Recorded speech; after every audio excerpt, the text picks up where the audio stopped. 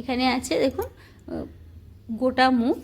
এই গোটা মুগটাকে রাতভর ভিজিয়ে রেখেছিলাম, তারপরে পরিষ্কার করে সকালে ধুয়ে প্রেসার কুকারে দিয়ে নুন আর হলুদ দিয়ে এটাকে সেদ্ধ করে নিচ্ছি। বড় করে 3টে সিটি দেবো আর সিম করে 1টা সিটি দেবো। এখানে আদা কুচি, রসুন কুচি, পেঁয়াজ কুচি, কাঁচা লঙ্কা কুচি এটা কেটে নিয়েছি। এদিকে মুগ ডালটাকে কাঁচা মুগ গোটা মুগটাকেও সেদ্ধ করে নিয়েছি। দেখুন খুব ভালো করে সিদ্ধ হয়ে গেছে। এবার এখানে আমি একটা ডিম নিয়েছি আর নিয়েছি একটা টমেটো, ছোট টমেটো একটা কুচি করে কেটে নিয়েছি। সর্ষের তেলেই আমি করছি। সর্ষের তেল গরম হয়ে গেছে, আমি গোটা জিরে এতে ফোড়ন দিলাম। জিরেটাকে খুব ভালো করে প্রথমে ভেজে নিচ্ছি। ভাজা হয়ে গেছে, এবারে হিং দিচ্ছি, বেশ খানিকটা হিং দিচ্ছি। হিংটাতে একটু ঝাঁঝ কম আছে, সেই জন্য ওই বুঝে দিয়েছি। হিং আর জিরেটাকেও ভালো করে ভেজে নিচ্ছি।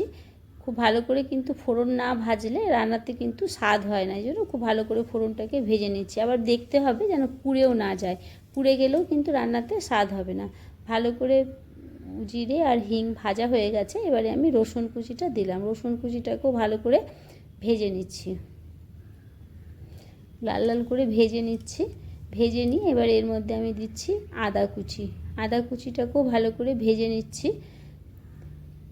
আদা কুচিটা খুব ভালো করে রসুনের সাথে ভেজে নিচ্ছি। সুন্দর একটা গন্ধ বেরোবে, তাতে তরকাটা খেতে খুব ভালো লাগে। রসুন আদার পেস্টও দিতে পারেন, কিন্তু আমি পেস্ট দিইনি, আমি কুচি করে কেটে দিয়েছি। এখানে কাঁচা লঙ্কা কুচি দিয়েছি, সেটা তো ভালো করে ভেজে নিচ্ছি।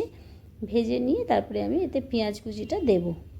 সব কিছুতেই খুব ভালো করে একটু সুন্দর গন্ধ আসা অবধি ভেজে নিতে হবে। সুন্দর একটা গন্ধ বেরিয়ে গেছে আর একটু ভাজাও হয়ে গেছে। এবারে পেঁয়াজ কুচিটা দিচ্ছি। পেঁয়াজটাকেও খুব ভালো করে এর সাথে আমি লাল করে ভেজে নেব।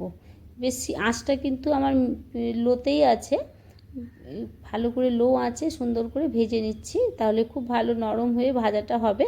সেই জন্য ডিম তরকার আপনি পরোটা রুটির সাথে যে কিছুর সাথেই খান খুব ভালো লাগবে। প্লেন রুটি বা রুটিতে খুব ভালো করে ঘি লাগিয়ে যদি খাওয়া যায় তাহলে তরকার সাথে খুব ভালো লাগে। টমেটো কুচিটা দিয়ে দিলাম, ধনে গুঁড়ো, জিরে গুঁড়ো আর লঙ্কার গুঁড়ো দিয়ে দিলাম।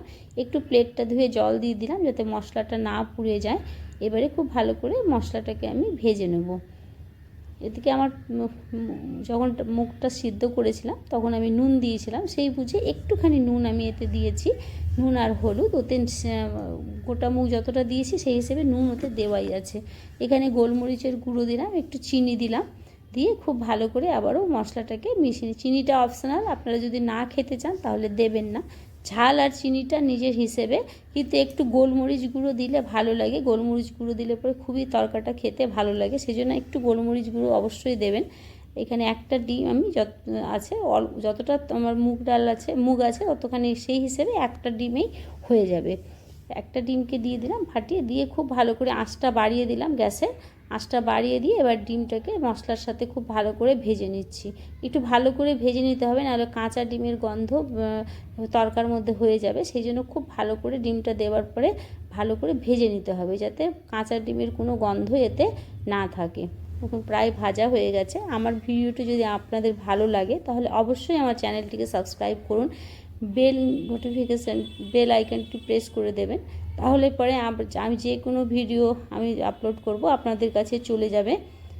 লাইক করে দেবেন, কমেন্ট করে দেবেন কেমন লাগলো ভিডিওটি। বন্ধুদের কাছে ভালো লাগলে শেয়ার করে দেবেন। যদি ফেসবুক পেজ থেকে দেখেন তাহলে ফেসবুক পেজটি অবশ্যই ফলো করে নেবেন। দেখুন হয়ে গেছে, এবারে খুব ভালো করে ফুটিয়ে নেব। ফুটিয়ে নিলে ব্যাস ডিম তরকা রেডি। এইভাবে জল খাবারে বা রাতের খাবারে বানিয়ে নিলে রুটি পরোটার সাথে খেতে খুবই ভালো লাগে।